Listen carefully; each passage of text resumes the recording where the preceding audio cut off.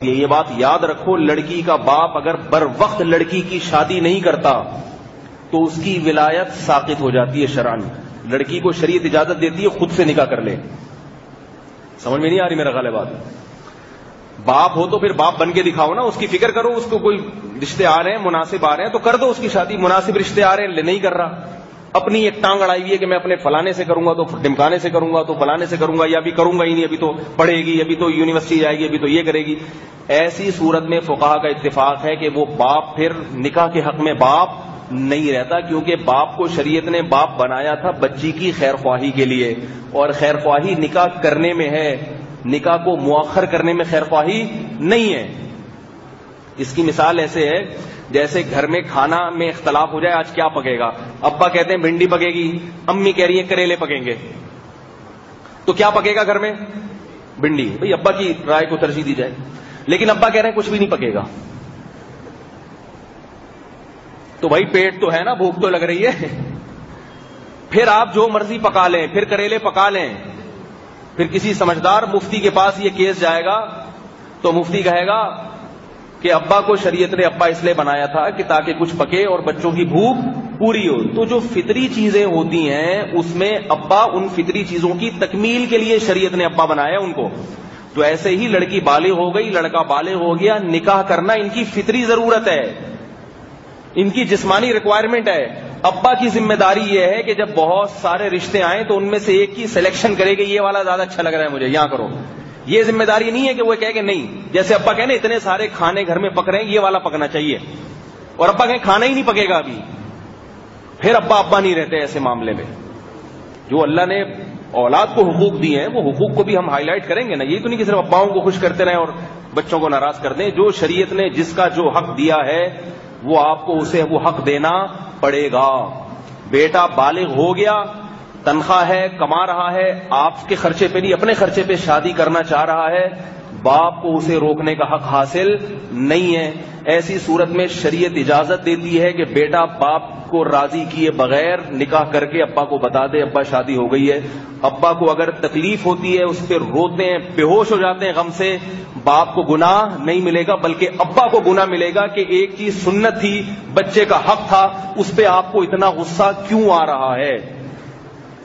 بہت مشکل ہے سمجھانا. باپ کو گناہ ملے گا قیامت کے دن. تمہیں غصہ کیوں آ رہا تھا؟ تمہیں کیا تکلیف ہو رہی ہے اگر اس نے اپنے خرچے پہ نکاح کر لیا ہے؟ کیوں غصہ آ رہا ہے؟ تمہیں تو چاہیے تھا خود کرا دیتے، جب خود نہیں کرا سکتے تو رکاوٹ نہیں ڈال سکتے تم. اور یہی دوسری طرف بھی ہے. تو یہاں ہم لوگ جانتے ہی نہیں ہے کہاں کہاں شریعت کی. دیکھو انگریز جو ہے نا، انگریز اس کو گھر چلانے کے لیے کوئی قانون اور ضابطہ ہے ہی نہیں اس کے پاس. ابا کے کیا حقوق ہیں، اماں کے کیا حقوق ہیں، بچوں کے کیا حقوق ہیں، ان کے ہاں کوئی میاں کے کیا حقوق، بیوی کے کیا حقوق، ان کے ہاں کوئی سسٹم ہی نہیں ہے. نتیجہ ان کا سارے ان کے گھر کیا ہو گئے؟ برباد. اب وہاں ہوٹلوں میں دو آدمی تو رہتے ہیں، گھر میں میاں بیوی بچے نہیں رہتے وہاں پہ. یہ چیزیں ہی ان کے کلچر سے ختم ہو گئی. حقوق ہی نہیں ہے کوئی. شوہر بھی کما رہا ہے، بیوی بھی کما رہی ہے، تو عورت بولتی ہے جب میں خود ہی کما کے کھا لوں گی مجھے اس کی کیا ضرورت ہے. اور جو شوہر کما رہا ہے، جو بیوی گھر پہ لے کر آیا ہے، اس کو شوہر کو دوستیاں لگانے پر پابندی نہیں ہے. وہ بیوی ایک رکھ سکتا ہے، گرل فرینڈ کتنی رکھ سکتا ہے؟ 100 بھی رکھ سکتا ہے. تو وہ عورت کہتی ہے پھر مجھے کیوں بیوی بنا کے لایا، مجھ میں اور ان میں فرق کیا ہو گیا؟ تو عجیب بوکھلاہٹ کا شکار ہیں کیونکہ انہوں نے تورات اور انجیل کے احکامات کو بھلا دیا ہے. اب انسان قوانین بناتے ہیں، وہ غلط ہوتے ہیں قانون، وہ فالو نہیں کر سکتے. ہمیں اللہ کا شکر ادا کرنا چاہیے کہ ہمارے پاس قرآن کی شکل میں قانون نامہ موجود ہے. اللہ نے سب کے حقوق بتا دیے اور دائرہ کھینچ دیا کہ تمہارے یہاں تک ہے، اس سے آگے نہیں ہے.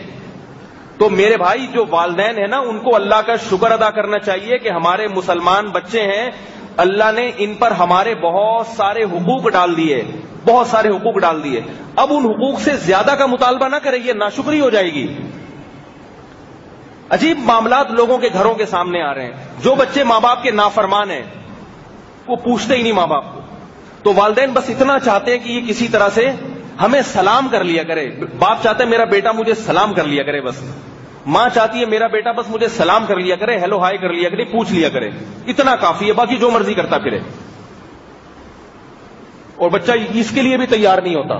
اور جو بچے ماں باپ کے فرما بردار ہیں نیک شریف شرفا جو اماں ابا کی خدمت میں لگے ہوئے ہیں، تو ماں باپ ان کو ایسا دبانا شروع کرتے ہیں کہ ان کی اپنی جائز خواہشات کا بھی خیال نہیں کرتے.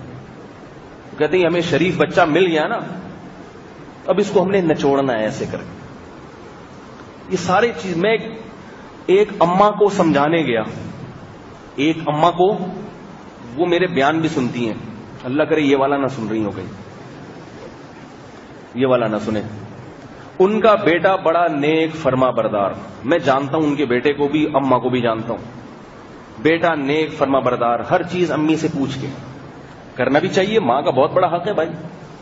یہ بات ایک بتا دوں آپ کو کہ جتنا خدمت ماں اور باپ کی خدمت میں ثواب ہے نا، دنیا میں کسی شخصیت کی خدمت میں اتنا ثواب اللہ نے نہیں رکھا، کسی میں ثواب نہیں رکھا. مگر آج کل بعض چیزوں پہ ماؤں کو تکلیف ہوتی ہے جن پہ ان کو تکلیف نہیں ہونی چاہیے. ایسے موقع پر ماں کی تکلیف کی رعایت کرنا پھر شریعت میں ضروری نہیں ہے، کیونکہ اس کو تکلیف غلط ہو رہی ہے، نہیں ہونی چاہیے. کیونکہ ماں کو تکلیف سے بچانے کے لیے آپ کسی پر ظلم، بولو بھائی، نہیں کر سکتے. تو میں ان اماں کا بتا رہا تھا، ان کو بھی خامخواہ کی تکلیف ہو رہی تھی. میں ان کے گھر پہنچ گیا، وہ بیٹا میرے پاس آیا، وہ بیٹا بھی فرما بردار ماں کا.